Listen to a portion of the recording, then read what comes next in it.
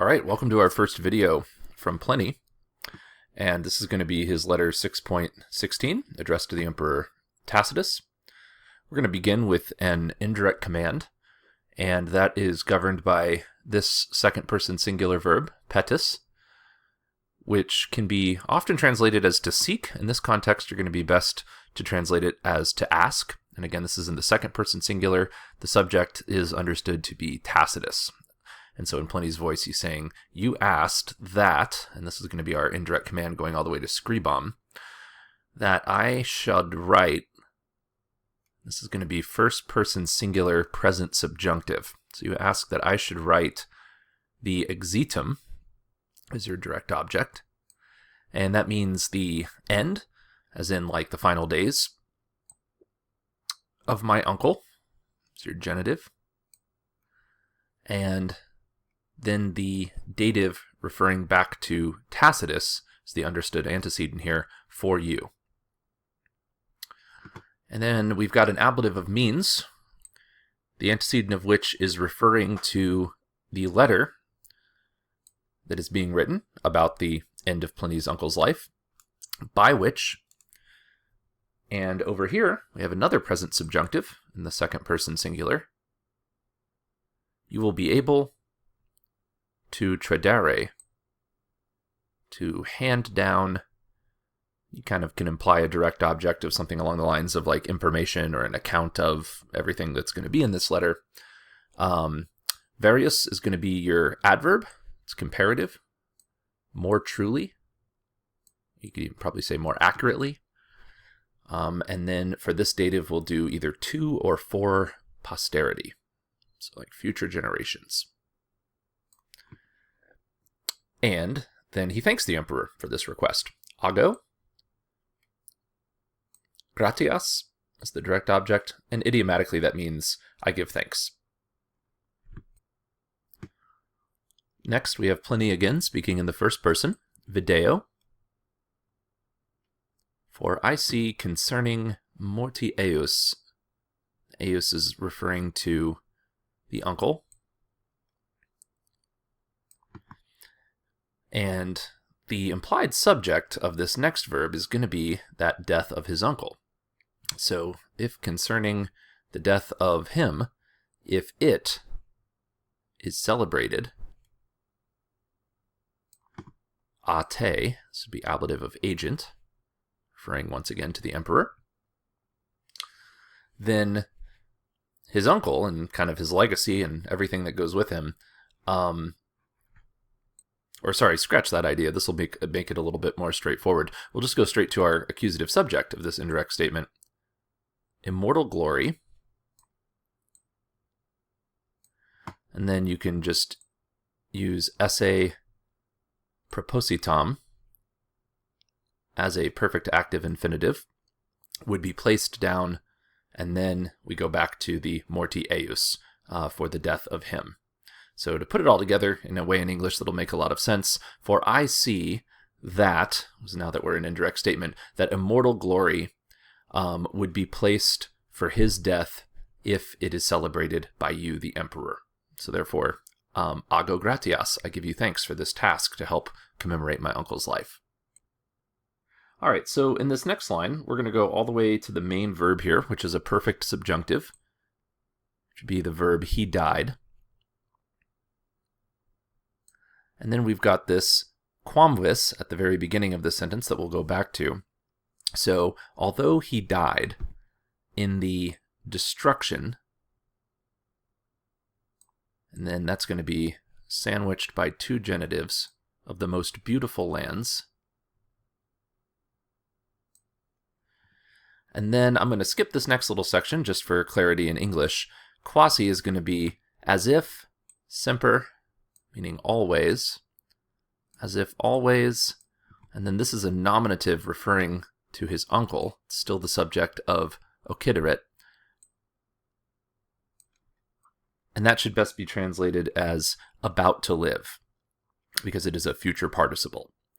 So, although in the destruction of the most beautiful land he died, as if always about to live, and then we have this other clause here where the ut populi ut urbes, and that's a bit idiomatic. Those are nominative plurals, but we'll translate them as sort of like as it goes with peoples, as it goes with cities in a memorable disaster.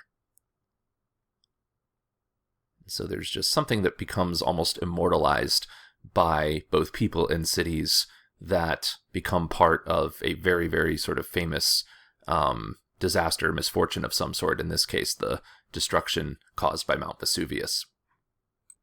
And then we have another quam vis, so it started with although at the beginning of the sentence, and down here, although he himself, referring to the uncle again, established or founded.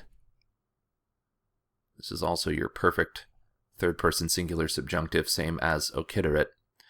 And the direct object of what he founded here is going to be your neuter accusative plural, plurima opera, many works.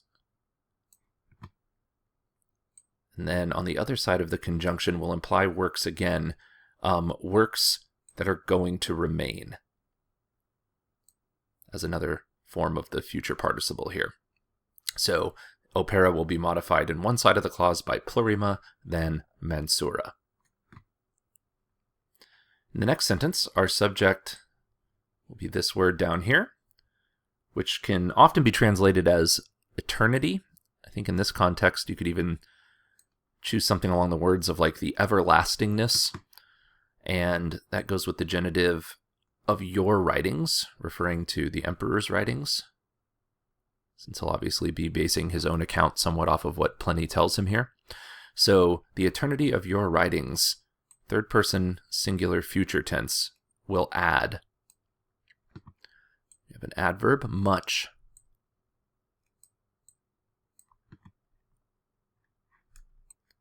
And now the indirect object to the perpetuity of his writings. All right, so the eternity of your writings will add much to the perpetuity of his. Indeed, our next adverb, and we're going to have an indirect statement here that begins with puto, I think, and then now the first sort of subject in this indirect statement would just be like people are blessed, or there are blessed people, with this substantive accusative. So I'm denoting that with a small s underneath it as the accusative subject in the indirect statement. So indeed, I think those people blessed for whom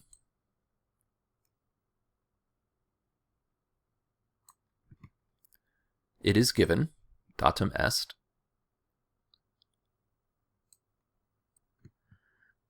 and then we have an ablative that goes with it is given. It is given by the gift of the gods, munere deorum.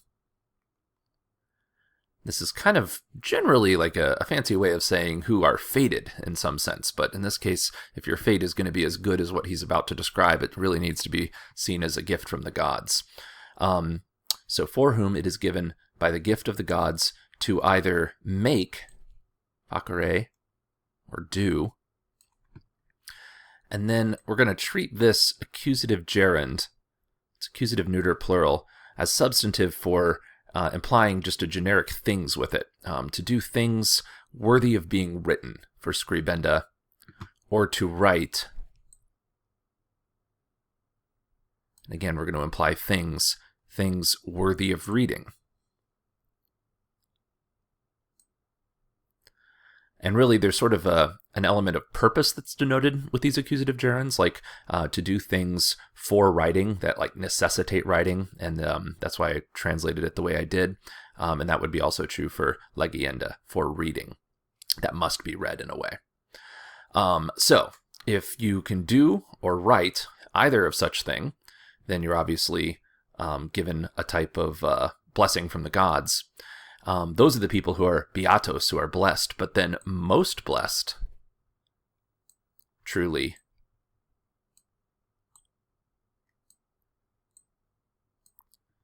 we would say for those people, for those whom, quibus, and then utrum, each, is given. And so we'll repeat the datum est with utrum. So indeed, I think blessed, those ones blessed for whom by the gift of the gods it is given to make things worthy of writing, or to write things worthy of reading, and most blessed truly for those whom each is given. Of these, referring to the most blessed group, horum, of these, genitive plural, my uncle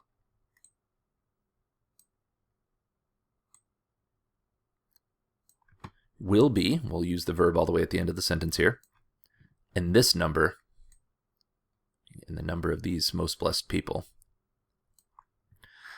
by means of two primary causes. So you could do this as ablative of means or ablative of cause, by his own writings, or his own books, and by yours, the emperors. The quo here, I would say, would be denoting sort of purpose, for this reason, or for this thing, more freely or even more willingly, as long as you translate it as a comparative. So Scipio, I take up, and will imply like a direct object, the word task, the job, whatever it will be, referring to this request to write the account that's going to be forthcoming here. And lastly, I demand even that which you ask, quod injungus. Just a sort of fancy way in that last four words there for him to say, there's just no way I could have turned this down. I'm sort of, duty bound and honor bound to my uncle to provide this account. Good luck on your translation.